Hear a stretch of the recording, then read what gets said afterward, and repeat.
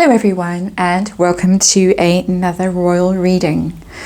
I'm going to be doing a reading today that hopefully will be a gentle and sweet reading, although you never know. I am using the After Tarot for this reading. This is the After Tarot for those that are interested.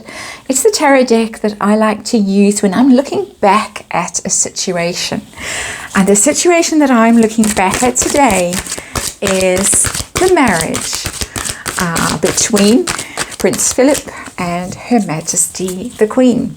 And I was asked a long time ago by one of my very early subscribers, my very early and loyal subscribers, to look at the marriage to see if it was a happy marriage. And there's lots of talk, lots of speculation. There are books apparently coming out about Prince Philip next year, unauthorized biographies, 5 unauthorized biographies apparently.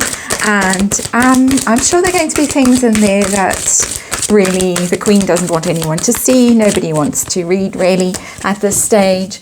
And so I'm going to be doing just a 7-card spread. It's a spread that I have devised specifically for this reading.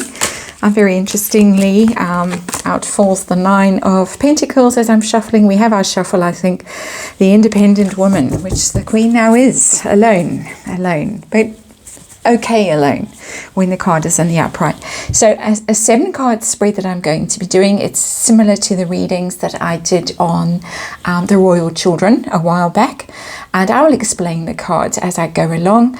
And let's just see what the After Tarot has to tell us about the marriage, how the two parties to the marriage felt about it, the gifts of the marriage, the challenges of the marriage, how they were when they went into the marriage, how they felt about things at the very beginning, and how they felt at the end. So how the marriage really progressed, and the underlying energy of this reading, which I wasn't actually going to look at, but I was tempted to turn the deck over, or I was prompted to turn the deck over, is the Justice card, which I think is a wonderful card.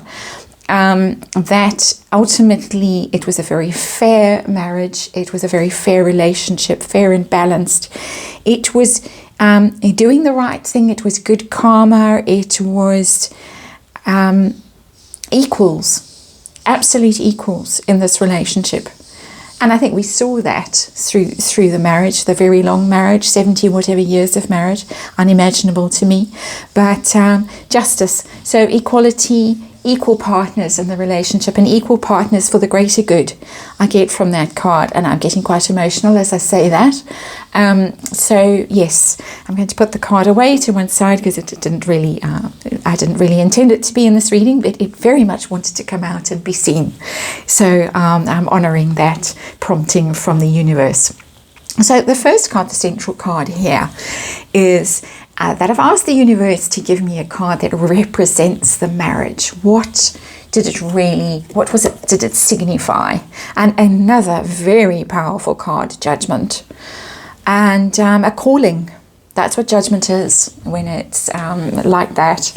It's a calling to higher purpose. It's an awakening. It's a revelation. It's very powerful. We've got 2 very legal cards, interestingly. And of course their role in the world, well, in the Commonwealth and in the United Kingdom, was very much a legal role as figureheads, as constitutional monarch and her consort. And so there it is. But more than that, with the Justice card and now with the Judgment card, there was a lot that they were called to do that required discernment, good judgment, and they do seem to have listened to their higher selves, listened to their calling, obeyed the calling, and unlike some in Montecito. So 2 very powerful and very profound cards coming out straight at the beginning of this reading. So now to them as individuals. Prince Philip, first of all here, how did he feel about the marriage? And that's a very interesting card.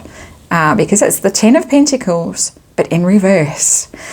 And the 10 of Pentacles is, of course, the institution, the monarchy itself, the hierarchy, the lineage, the line of succession, all of that stuff, the security. He felt like an outsider to that. And again, I'm getting quite emotional. I didn't realize quite how difficult it was for him to participate in this institution and to make a place for himself in it. And difficult for him to fit in, difficult for him to comply with the things that he had to comply with, and feeling like an outsider, feeling like he didn't belong, but doing his best for that institution, as you can see very much from the Judgment card and the Justice card, despite feeling like an outsider. And he was, I think, treated like an outsider for a lot of his life by not only members of the royal family, but also members of the British aristocracy, the institutions, the corridors of power. In my opinion, this was all, of course, in my opinion, tarot reading, entertainment purposes, all of that. I haven't really followed the story. I haven't read books about him. I have watched The Crown, but I know that is fiction, not fact, and the odd documentary. But I'm sure that you will have a lot to say in the comments, those of you who know far more about this subject than I do. So how did the Queen view her marriage, her role in it, what the marriage was about? And that's an amazing card. There's such big cards coming out in this reading. The World. It was very successful as far as she was concerned. The World is successful. I can't speak today at all. New Moon. Very powerful energies today. Powerful howling gale blowing here where I am, and lots of jangly energy. Not bad energy, but just jangly. And the World card, for her, it was the successful completion of something. It was what she wanted, and it's what she got, and it was fulfilling. It was a fulfilling experience, a happy experience, and a very profound experience, a rich experience, but also a very public experience, because the world there she is exposed to the world. She's triumphant with that laurel wreath around her, the figure in the card, but she is exposed and she is actually quite vulnerable. But with the fixed signs around, the 4 fixed signs around that World card, it's very stable, it's very strong, it's enduring. And so for her, it was an enduring relationship. For him, the experience was difficult, it was challenging. For her, the experience was very rewarding, it built her up, and it built her role up in the world. It was very supporting for her, that she was able to fulfill her duties, be the figure that she has been in the world for so long, because of this very nurturing and supportive relationship.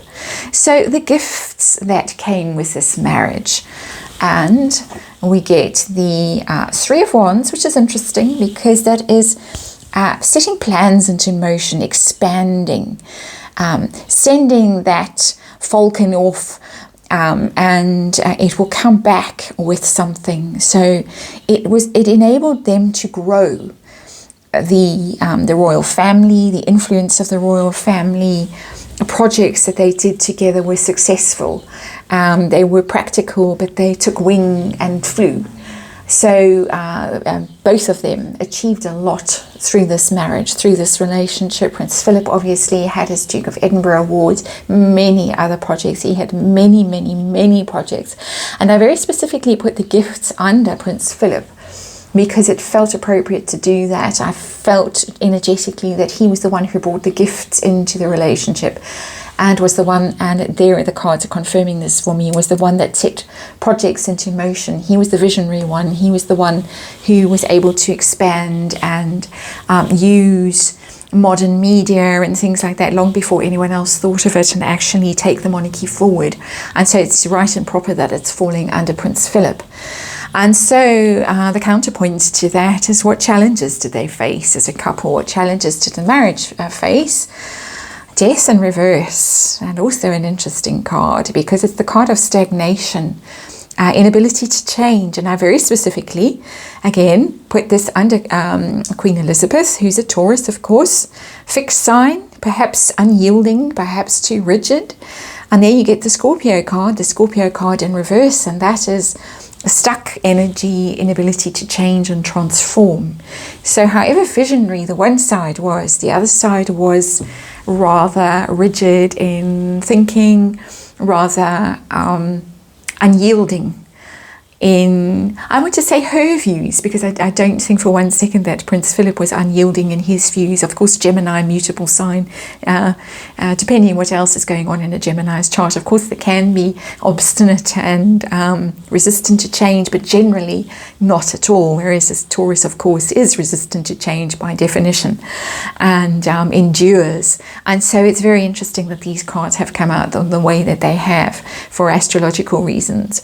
And so, yes, a feeling that they should have been changed, that things might have been better in some ways if there had been a less dogmatic worldview, but yet the dogmatic worldview is what kept this this institution going, not only the marriage going, but also the royal family going, and how it will go without both of them remains to be seen.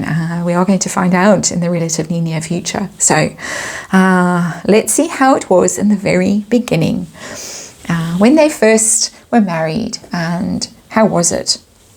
Well, it was a struggle. That's interesting. It was a struggle to form a team. It was a struggle to get things done. Three of Pentacles is teamwork, collaboration, cooperation, getting projects going, and they struggled, as all couples do, when of course they try and combine their resources and their strengths and weaknesses and accommodate each other and make allowances for each other and all of that. There were difficulties. Very interesting, and I want to giggle when I hold this card in my hand. So I think there were squabbles, there were tantrums, possibly, and sulks, and difficulty. And I apologize again for this ugly stain on my thumbnail.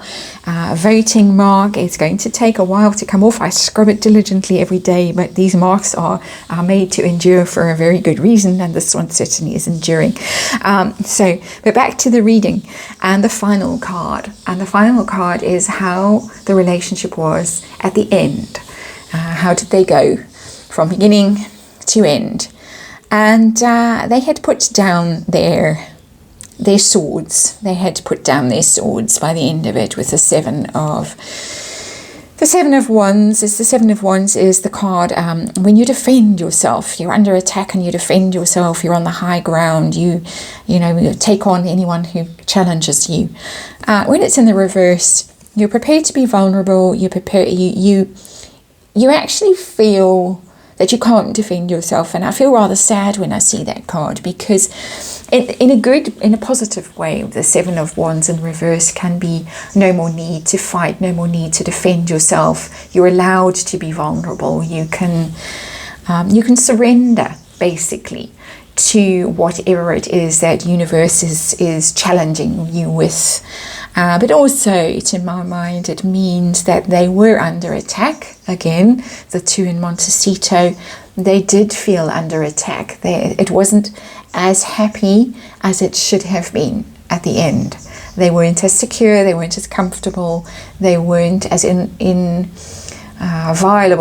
is there such a word, as they should have been, for all the work that they put into their relationship, for all the duty that the duties they performed, they committed to without stint. And so it's rather sad to see that card as the final card of this reading, as the outcome for them, not the outcome for them, but how the relationship was towards the end. Difficulties, they were enduring difficulties, they were under attack, and it was rather difficult for them to deal with. And so, as I say, a rather sad energy to end this reading, but very interesting cards to my mind. It was a very powerful relationship. It was generally a very positive relationship, not without its challenges. All relationships are, but it was there for a reason with the Justice card and the Judgment card. The Justice card, of course, the energy that came out at the beginning, justice and then judgment. It was there for a reason. It was there for a karmic reason, and it was there for us also as a lesson, I think, with those two cards coming out. A lesson about duty, a lesson about doing the right thing, lesson about following your calling, heeding the call. And so I hope you enjoyed this reading, and thank you for asking me to do it, and I apologize for taking so long to do it, but it just didn't feel like the right time. It felt like the right time when I saw the butterfly brooch and that speech that the Queen gave, video recorded speech that she gave to COP26. And of course the photo of Prince Philip in the background surrounded by butterflies, and then I knew it was time to do this reading, and it does seem as if the cards agree. So thank you for watching, and I'll see you on the next reading.